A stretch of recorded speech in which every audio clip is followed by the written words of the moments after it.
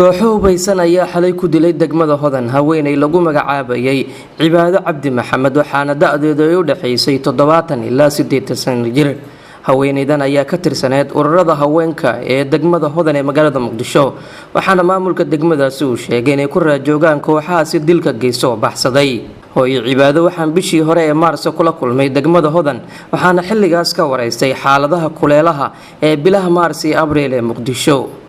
aad iyo aad baa loo kulul yahay Soomaaliya maanta meel ay joogto waa kulushahay habeenkii guryaha maba la seexdo banaanka la seexda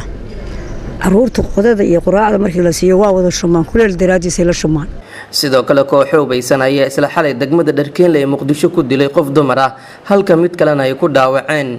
waxaana labadan haweeney ay shaqaale hoosaad ka ahaayeen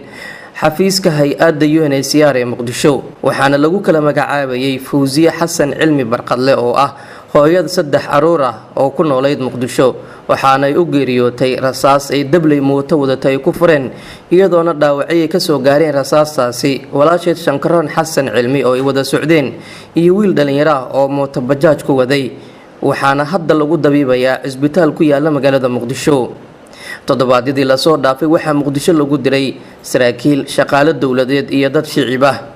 ammaanka Muqdisho waxaa la wareegay mas'uuliyadiisa maamulka gobolka Banaadir tan iyo markii uu la wareegayna waxba iskama bedelin ammaanka Muqdisho waxaana soo kordhay dilalka noocan ah oo shaqaalaha hay-adaha kuwa dawladda iyo saraakiisha ciidanka lagu bartilmaameedsanayo iyadoo xisad mudan tahay in Muqdisho ciidamada dawladda ay ka wadaan howlgallo baaritaana oo dadka iyo gaadiidka inta badan lagu baaro. عبد الناصر محمد علي هون كيبل TV مقدشو.